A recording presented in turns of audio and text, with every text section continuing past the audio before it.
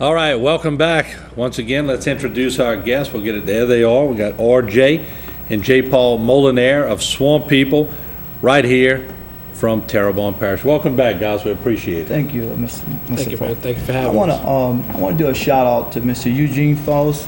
I just want to say I wish you a quick recovery on your surgery, and our prayers are with you.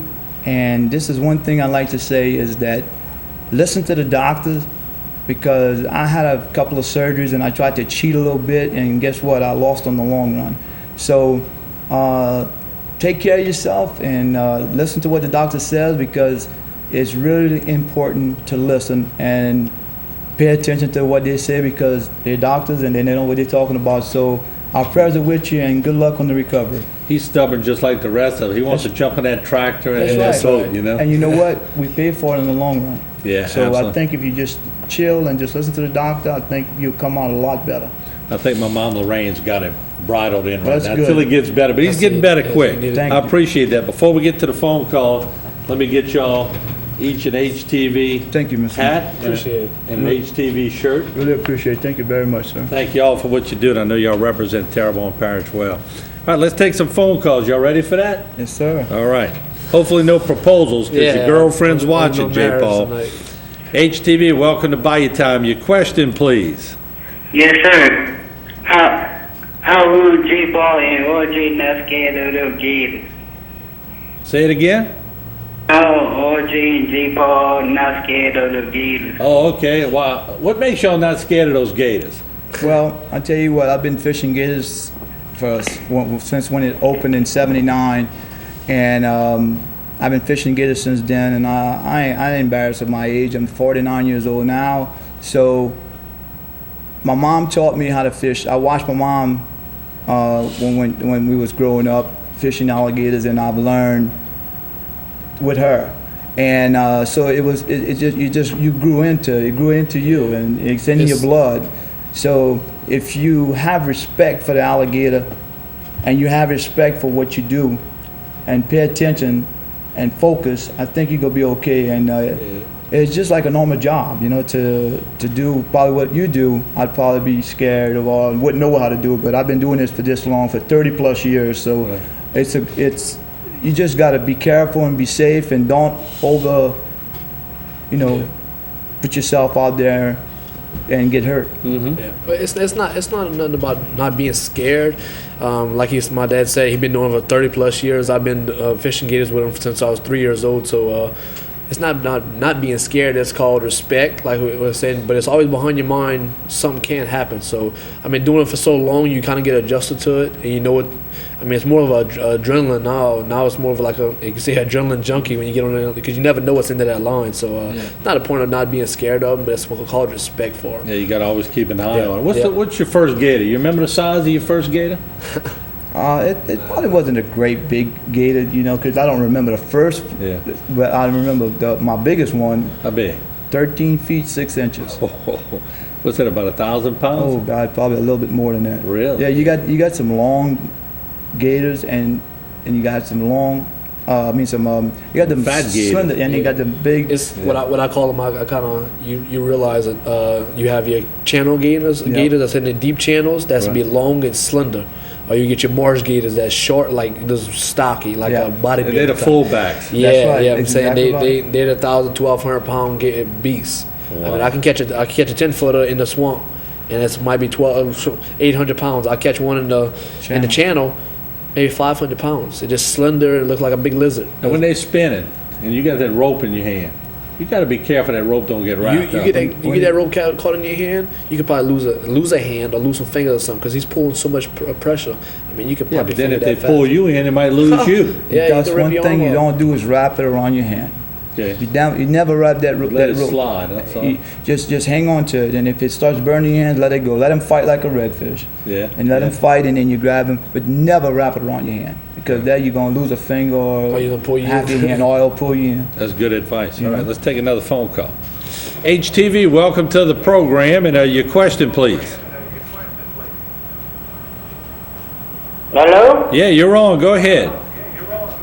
How you doing there, Martin? How you doing? That's Tricky Ricky, man. What's All on? right, put your TV on mute so we don't hear the feedback, but go ahead and ask your question, Ricky. Mute, not again. Did I do that? Go ahead. No, I just want to tell them old boys and the small people out there at the dime freaking in to see what they're doing. And it's just like I told Mr. Lance, it's a very dangerous thing to be doing, but if you know the ropes, you know your A's and B's and C's, and you listen to what your dad has told you to, you gonna get your data, you gonna get your limits, you gonna get it right. Yeah. Because, be honest with you, years ago, that's basically what we used to do when we were kids. We used to trap, fish, go do this, do that. If there was nothing outside, there was no telephones, there was no game balls, you could forget all that. You know, but what y'all doing is pretty much is a dying industry, but I would like to see a whole lot of more people get a whole lot smarter because electricity goes out, we'd be probably the only people gonna be freaking eating. Yeah, we smart, living off the land. So you hear what he's saying, but you had a chance to meet Tricky Ricky now. Yeah. That's right. So you- Nice to meet you. So anyway, but yeah, I think he made a good point that if push came to shove, We can still survive. survive. you can make it Yeah, we can still We survive. could. in a big way, and that's good. right, Let's that's take another phone call. HTV, welcome to Bayou Time. Your question, please. Good afternoon, Boyd. How you doing, sir? All right, good afternoon to RJ and J. Paul. Good Yeah, afternoon. nice meeting y'all. Look, I know Troy Lane was good because I live around this area. I live at Lake Lorette, y'all do some great work over there. RJ, I want to ask you a question. I heard you like going boom. I ask you a question in French. Tu n'aimes pas le sauce piquant? She's hamming. You like sauce piquant? Ouais, aime ça. Ouais, je mange du sauce piquant. Yeah. Look, I want to ask you a question. I asked Martin one time. You might laugh at it. I know a few Indians. I always seen Indians, you know. Can y'all grow a beard or a mustache? I never seen an Indian grow a mustache or beard. Can y'all grow a mustache or beard? Do you see some hair on my face? Yeah. No, some of them grow. Yeah. Depends. Yeah, But I just want to ask you, because like I said, I always see Indians, you know. I never seen one with a beard or a mustache Yeah, or well- anything. Now, I'm well, kind of curious. There now. might just be clean-cut yeah, people. well, actually, I have cousins. All right, man. Look, y'all be careful in the swamps. I used to be a neutral trapper a long time ago in the 60s and the 70s.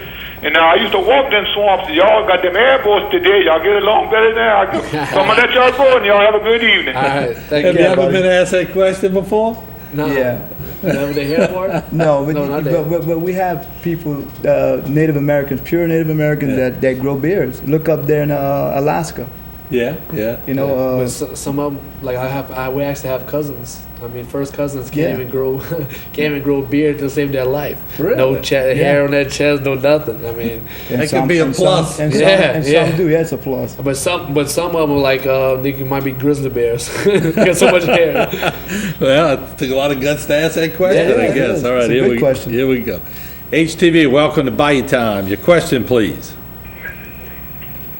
Yeah. I'm going to get Jason to just lower it a little bit in my ear, if you don't mind. Go ahead, though. Yeah. Go ahead.